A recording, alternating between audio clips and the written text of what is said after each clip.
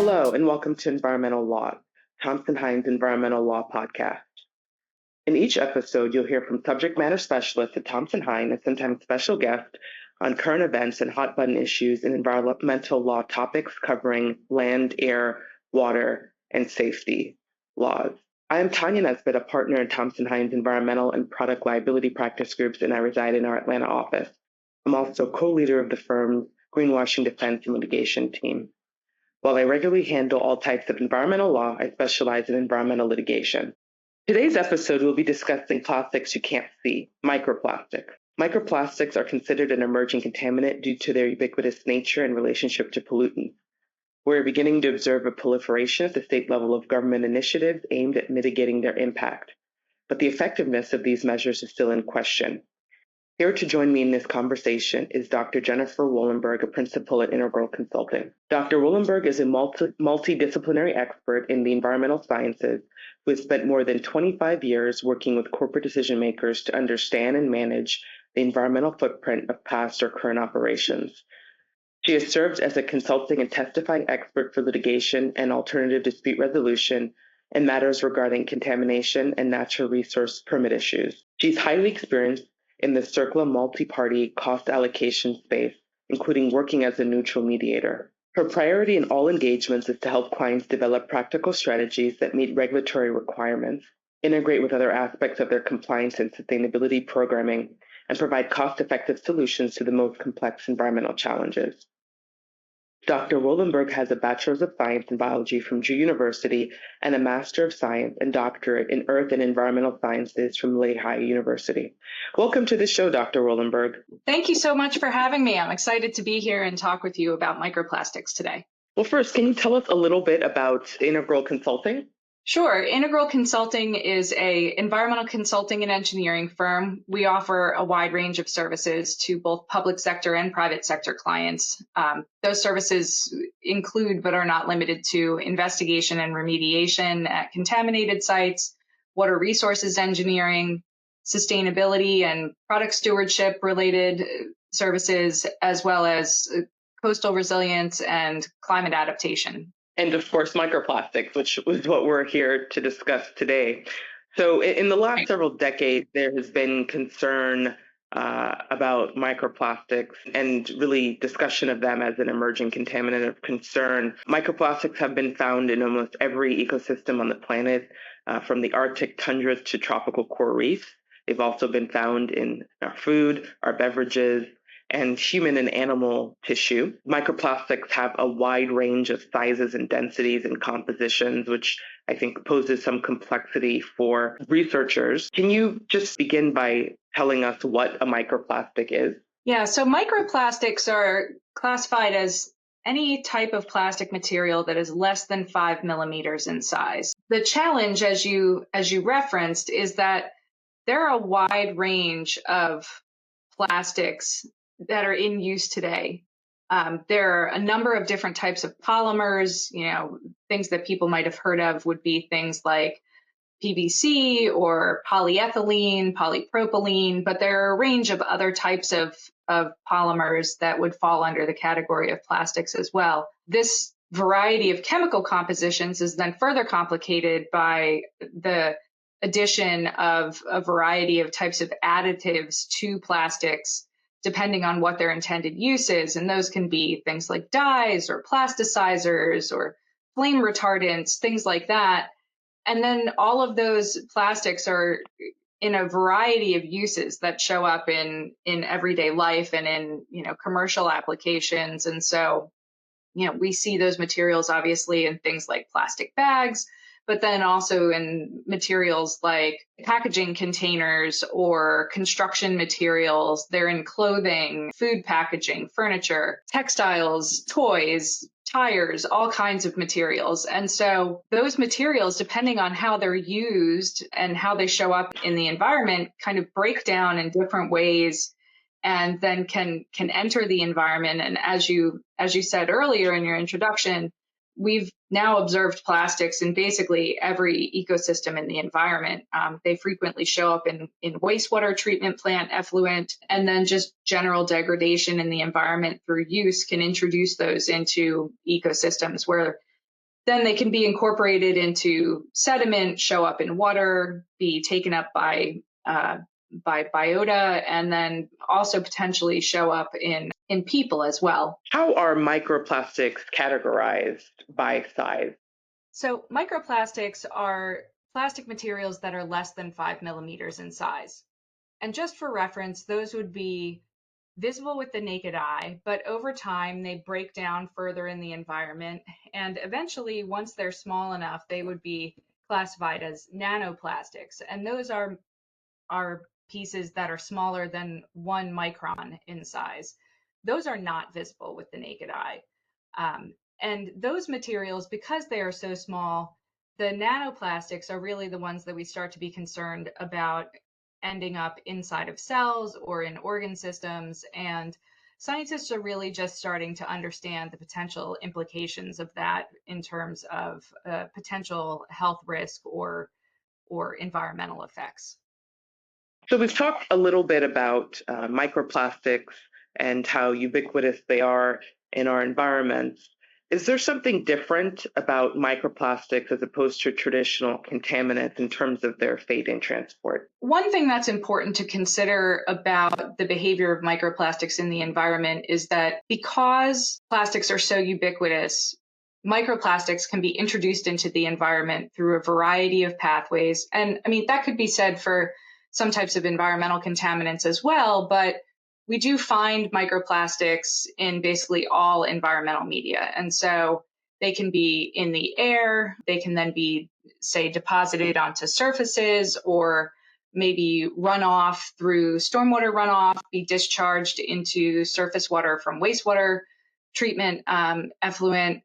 And then plastics can be deposited into sediment, just like other types of particulate contaminants. They then can be taken up into different types of organisms, and they, so they can kind of cycle through all of the environmental media. Because plastics really decompose in the environment very slowly, the plastic molecules themselves are very stable, which is one of the things that makes them useful in terms of, their application in products.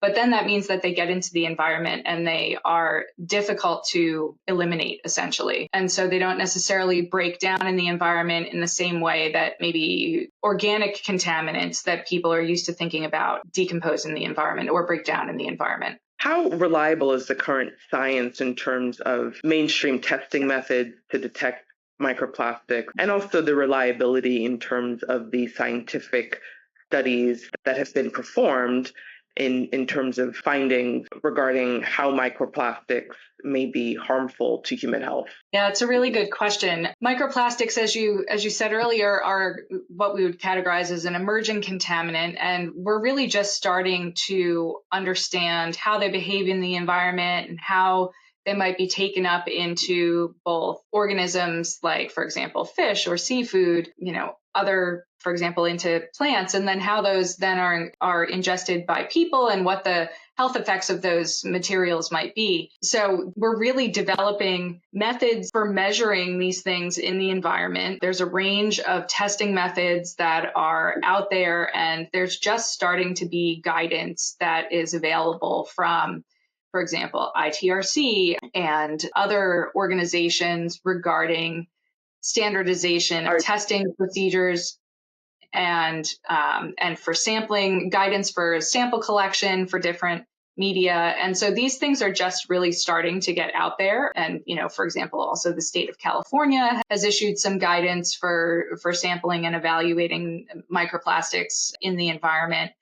And then the science around the toxicity, the uptake of microplastics into organisms and people, and what the health and ecological effects are of those materials is really kind of developing. And so one of the issues, I guess, or one of the scientific challenges associated with really understanding the effect of these materials and the health effects of them is that because they are such a diverse category of materials, the effects on the body could vary based on the type of plastic, the shape, the size, and also whether or not there are other chemicals that are adsorbed onto those plastics. Because just like organic contaminants or metals in the environment might sorb onto things like silt or organic material in sediments, for example. Those chemical contaminants can also be absorbed onto microplastics and can then be transported along with them. And so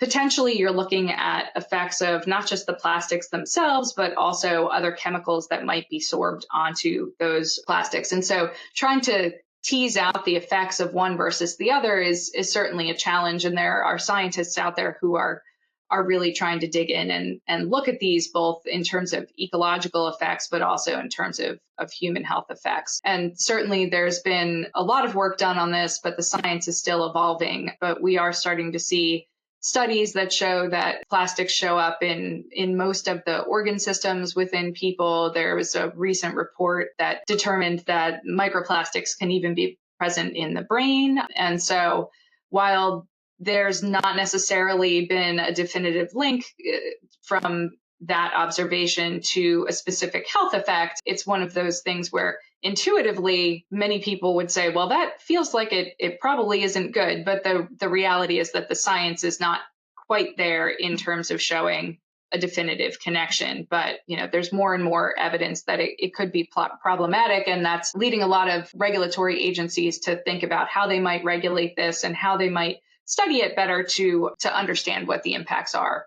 Earlier, you mentioned IPRC, and just for our audience members who may not be familiar with that acronym, what does that stand for? ITRC is the Interstate Technology Regulatory Council, and they're a nonpartisan industry group that develops guidance on a range of scientific topics associated with, particularly with environmental challenges. Okay, so ITRC. Okay. Just to shift now, because you've talked a little bit about regulatory efforts on the state level, in particular on microplastic, let's start more recent federal efforts to recognize and regulate microplastic. The United States had been a member of the UN Plastic Pollution Treaty, and there was a 2022 resolution entitled End Plastic Pollution. And I believe the goal there was to have the member states work toward an international legally binding instrument. The idea was that it would be used in a way such that the document would become binding on the member states, and there would be a particular focus on the marine environment.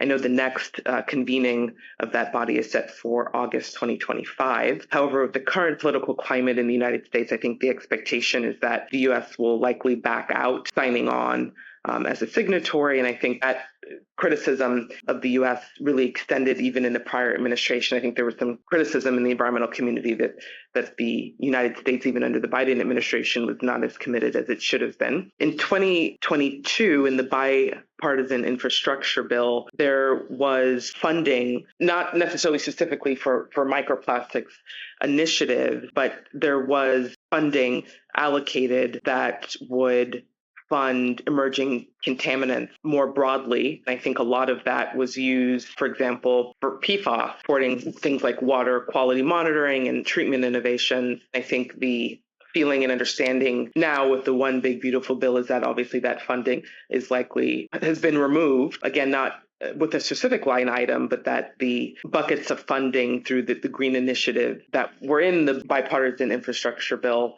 and the Inflation Reduction Act have been either postponed or de-emphasized. There has been talk, I think, in the environmental community that perhaps the Clean Water Act may be used as a source to regulate microplastics. It's possible that a microplastic could be considered a pollutant, so I think that's something that will be of increasing discussion in the community.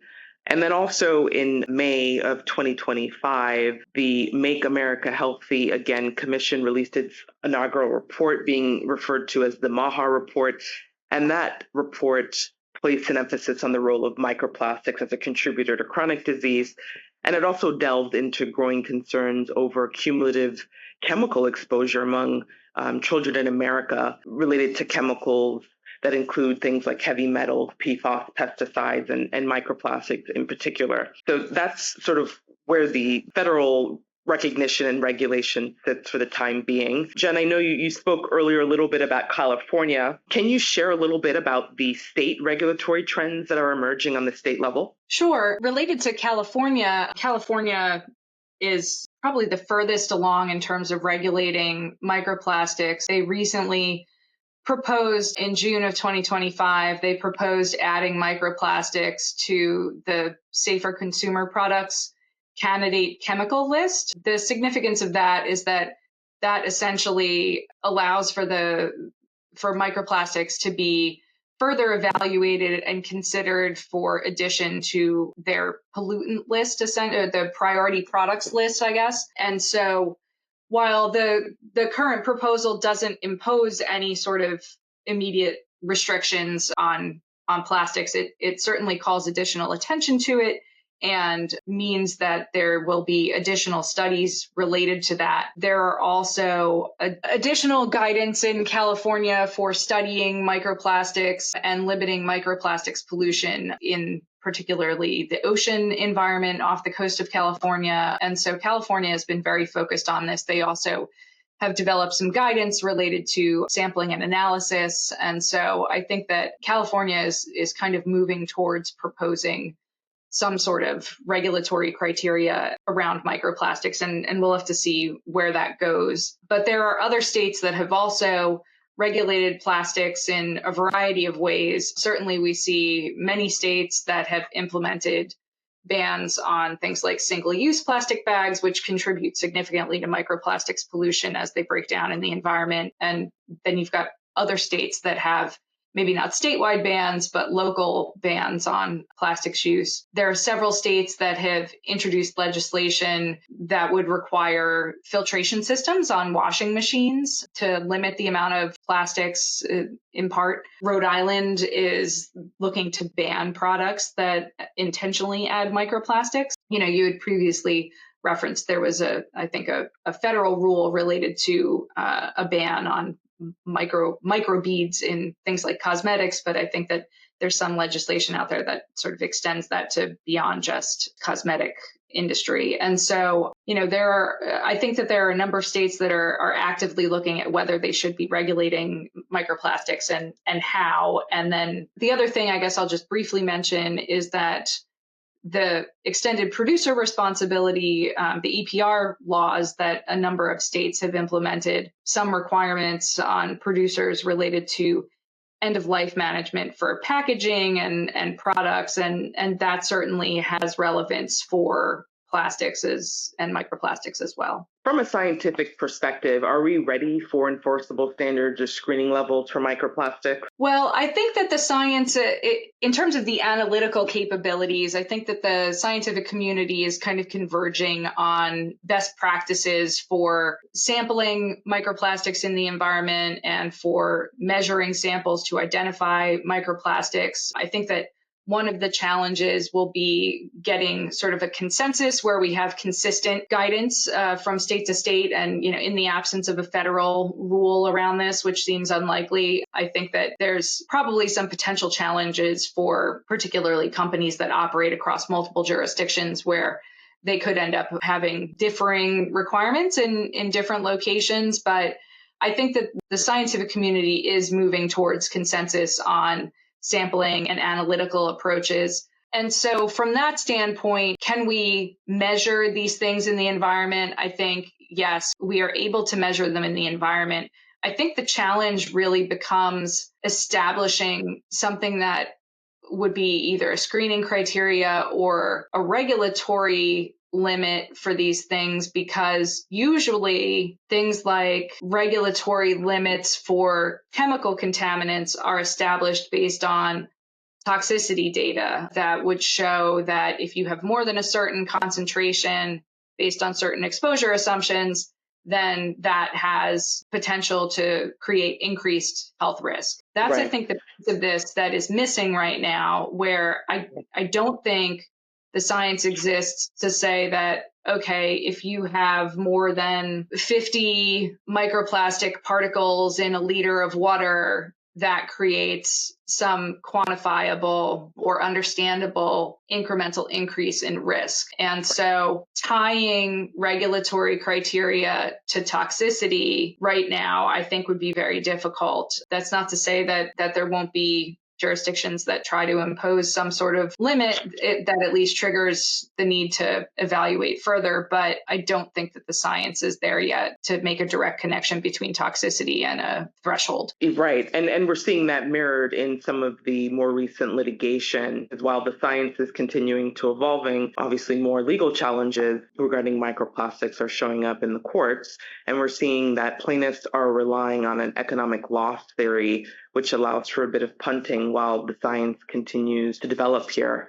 And so many of the recent cases involve makers of plastic containers, involve class actions where plaintiffs are alleging that labels such as microwave reheatable or microwave safe or freezer safe actually leach plastics into food when heated or frozen. And the suits involve claims under consumer protection statutes. They allege things like misleading labeling, failure to warn. There's been also greenwashing allegations made and secondary claims as well, like breach of warranty and unjust enrichment theories. I think going forward, courts are going to have to make some difficult determinations. I mean, harkening back to the comments you just made, Dr. Wollenberg, I think one thing the courts will have to decide is what level of microplastic release occurs under normal use of certain products. They're also going to have to weigh evidence of potential harm against the current scientific uncertainty, particularly for a contaminant like a microplastic that may have subtle or long-term health effects. And courts will also have to determine how to establish causation for specific health outcomes that may differ by age or gender. So, for example, is there a dangerous level of microplastic exposure for infants that may be different than one found for adults? So I think there's a lot to dig into and watch here as the case law continues to evolve as well. So to conclude, I wanted to discuss a little bit about how companies should begin to prepare for coming regulation on microplastics. What type of clients are typically most proactive on this issue right now? Well, based on the clients that I've spoken with, we're seeing a lot of interest in this subject and attention to the developments in the regulatory space from our food and beverage clients, also from our chemical producer clients, from pharmaceutical companies. The thing with the microplastics is that really any company that makes anything that includes packaging probably has some skin in the game related to this question, just because if you are looking at not just things like, say, potential discharge limits associated with microplastics, but also if you are starting to consider EPR rules, like really just about everyone is potentially affected by this. I think that this is generally relevant topic for most commercial clients. Yeah, I couldn't agree more. I mean, I think beginning with starting a packaging assessment and compliance assessment for EPR, there are about 7 or 8 states right now that have passed EPR legislation. And so beginning to make a determination as to whether your packaging is compliant in those states is important. Obviously, continuing to monitor state law. There are a lot of states that have introduced EPR legislation or introduced draft legislation on microplastics. We mentioned some of them earlier today. And then I think one thing that folks sometimes forget about is the labeling, right? The labeling that goes on the outside of your packaging. And so understanding chasing arrows and what that may mean in particular jurisdictions, and also how consumers may interpret the chasing arrow symbol and other statements you might make about packaging being recyclable or compostable as well. So thank you so much, Dr. Wollenberg, for joining me today in this discussion on a very, I think, interesting and evolving topic. Do you have any last thoughts to share before you wrap? Yeah, I think the one thing I would just say is that it certainly, in my experience, behooves clients to be proactive in starting to track and think about these types of issues, and to think about where in their product life cycle or production process microplastics might come into play or be relevant, and starting to understand that before there's regulation that hits the books, I think serves everybody well. And so it will be interesting to see how the science in this space develops and how that leads into the regulatory and litigation space. Maybe at some point there will be developments that you and I will have to reconvene and talk about again. Absolutely. I look forward to that. Well, thank you so much again. Thank you. Thank you for listening to Environmental Laws with Thompson Hine. I hope you found the information shared during today's program valuable. We welcome your questions about today's topic as well as your suggestions for future programs.